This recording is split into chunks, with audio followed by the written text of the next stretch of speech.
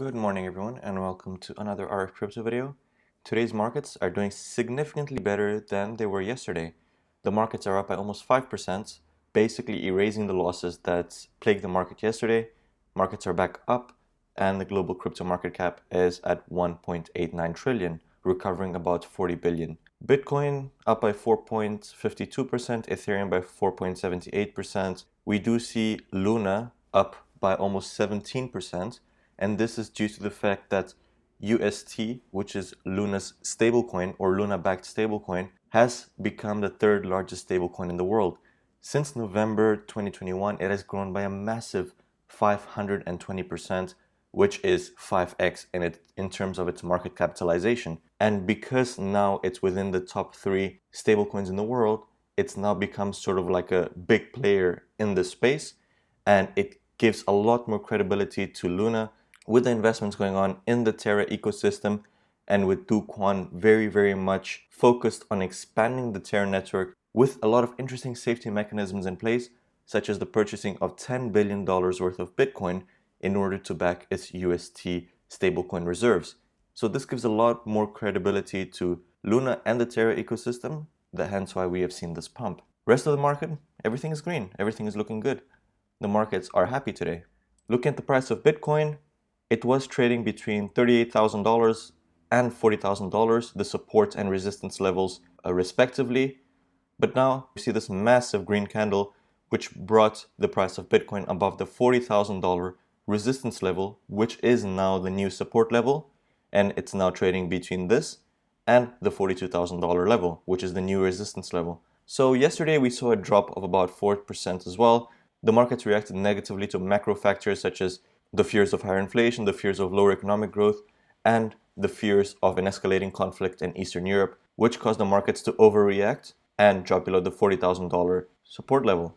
And once the people realized that, hey, this is an overreaction, this is not where the price is supposed to be, they quickly bought up and the price has made its way to the level right before the mini crash happened. And right now it's trading a bit higher than what it was trading a few days ago. We can see this as consolidation, as a recovery, turning back to the status quo of where the prices were previous to this mini crash. So for now, I see Bitcoin trading between this $40,000 to $42,000 band. If nothing happens, it will continue trading laterally. There might be some consolidation which could cause the price to go either way. Or if there's any good news, which is very likely because there are a lot more developments in the markets, then the price will shoot up. Otherwise, any negative news, such as the escalation of the Eastern European conflict, will cause the prices to go downwards. So it's important to keep an eye on the news. It's also important to keep an eye on the stock market because the crypto market follows the stock market, especially the Nasdaq index, which is composed of high-tech stocks, which most closely resembles cryptocurrencies in the traditional stock market. On some news, high-yield crypto is dying under regulatory pressure. So here it says that the days of earning 9% yields on cryptocurrencies appear to be ending for retail investors as regulatory pressures ramp up on the industry. Of course, we have seen a lot of companies offering super high yield products, including on Bitcoin, Ethereum, and even stablecoins, seeing returns of higher than 8%. For example, Celsius Network still advertises high yields, including almost 10% on stablecoins, 12% on Matic, and 7.5% on AVAX, which is higher than any bank can offer you in terms of fixed deposits, and it's always overperforming the market, which never goes above the 5% level in a year usually. But now, Celsius Network, which is one of the largest crypto lenders in the world, especially for accredited investors, those with a network of at least $1 million or an annual income of $200,000, they stated last week that it would stop offering its high-yield earn cryptocurrency accounts to non-accredited investors. Also, Nexo, which is another major lender, stopped offering high-yield crypto accounts to retail investors in February. Now it no longer advertises high yields, and now it pitches itself more as a crypto wallet provider, lender, and exchange. This movement away from high-yield products stemmed from the fact that BlockFi, which is a major crypto lender, ran into trouble with the Securities and Exchange Commission and state financial regulators over its interest-bearing accounts. BlockFi in February agreed to pay $100 million in fines to the SEC and 32 state regulators over its interest-bearing accounts. BlockFi agreed to stop offering the accounts to retail investors. And the SEC said that such interest-bearing accounts are unregistered securities, effectively saying that they're illegal under security laws. Obviously, if they're not registered under securities and they're offering such high returns, higher than the average in the market, then technically it is illegal because they should be registered as securities. And the SEC really clamped down on BlockFi and they had to pay massive fines. And that's why we see Celsius and Nexo stopping this high yield offering, because now they know that they might get into trouble with the SEC. I believe that the Celsius network was already contacted by the SEC and some state regulators regarding its high yield offerings, and I think they came to a consensus without any fines or anything like that. It's most likely that the SEC stated to them that you cannot offer such products to non-accredited investors, and there might be a lot more checks in place and KYC in place in order to make sure that their high yield products are offered exclusively to high net worth individuals or accredited investors. Despite the risk of running into trouble with the SEC, some crypto companies are still plowing ahead and offering really high yield returns. Abra, which is another lender, is still offering yields from 8 to 13% on USDC, which is a stablecoin, along with up to 7.5% on Bitcoin and 8% on Cardano. Crypto.com was still also advertising high yields on Monday, including 10% on stablecoins and up to 6% on Bitcoin and Ether. And I think that these companies might have had a chat to the SEC, and the SEC said that go ahead, but only for high net worth individuals. However, Crypto.com and Abra are offering these products to just anyone, and they might sooner or later run into trouble with the SEC. These companies that are still offering high yield returns to everyone might not really care about trouble with the SEC, because the profits that they might earn from offering these high yield products is probably a lot higher than the fines that they might incur with the SEC if they get caught. So for them, it's like, if the profits outweigh the costs, then might as well do it. It's just like how banks usually engage in very dodgy practices knowing that it's dodgy. They knowingly engage in these practices. They know they're going to get caught, but they know that the fines that are going to be imposed on them are going to be a lot less than the profits from these dodgy activities. So they carry on. And when they get caught, they just pay the fine, they stay with their profits. And I think this might be one of the tactics that some of these lenders are following. Ethereum Foundation Treasury expand non-crypto assets to 19%.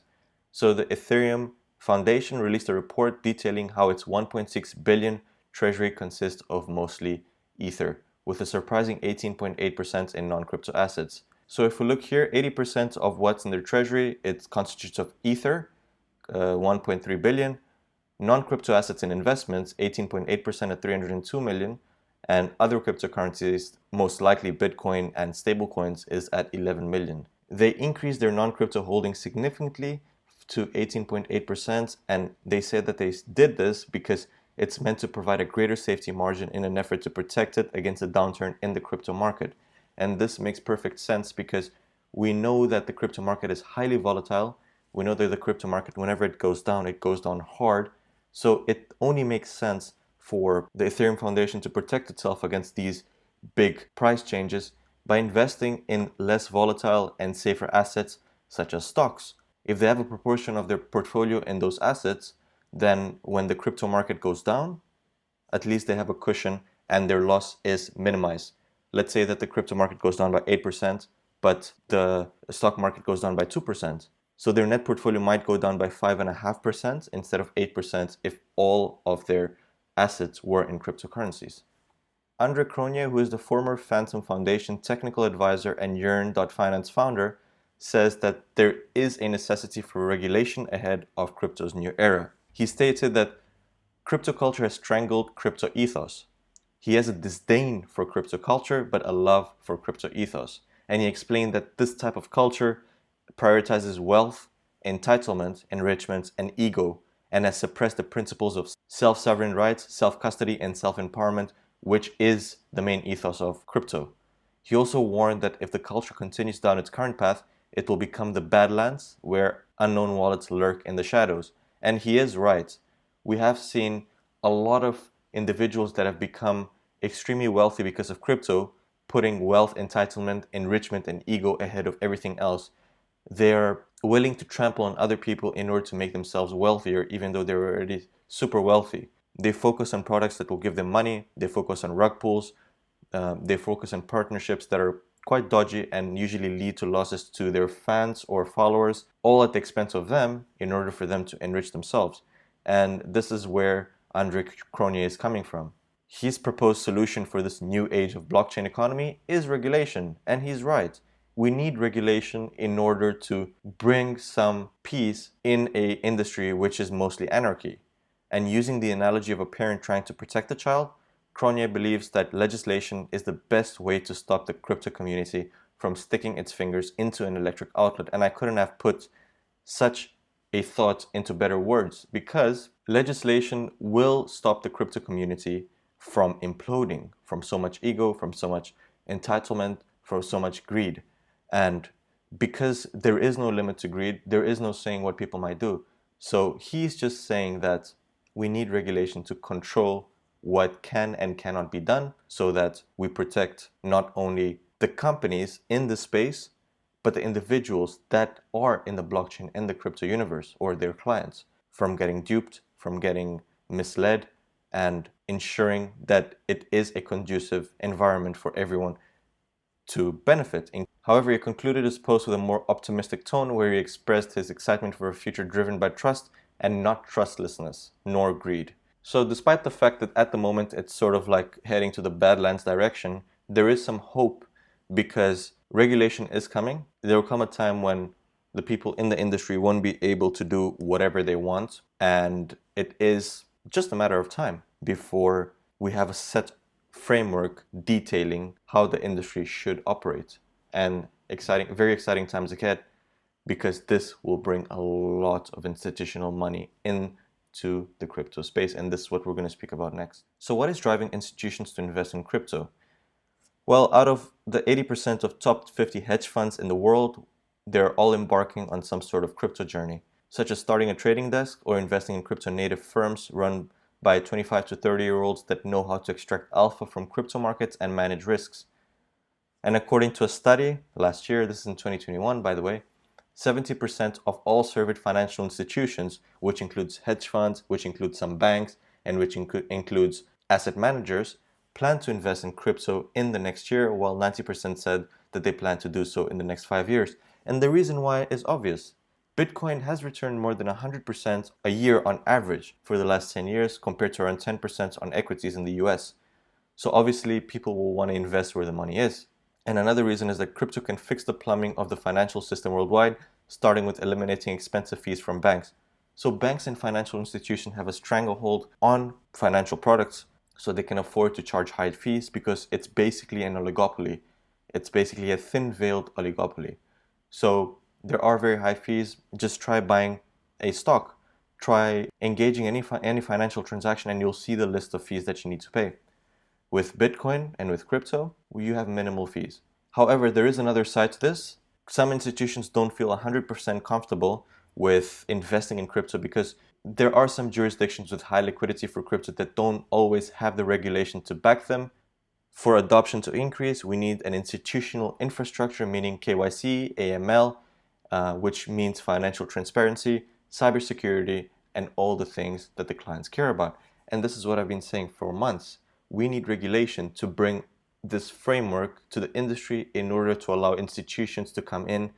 So, because they'll only come in if they feel comfortable, and they'll only be comfortable if regulations are in place. So once regulations are there and the framework is set, institutional money in the trillions will probably flow into crypto. And that's when we will see the real mainstream adoption of crypto and the real mainstream adoption of blockchain, not only in crypto, but in other industries like the financial sector and even possibly the government. And with that, we come to the end of today's video. Thank you very much for watching. If you liked the video, please leave a like, hit the subscribe button, and share this video with your friends and family. I'll see you tomorrow for the next one. Invest wisely, and cheers.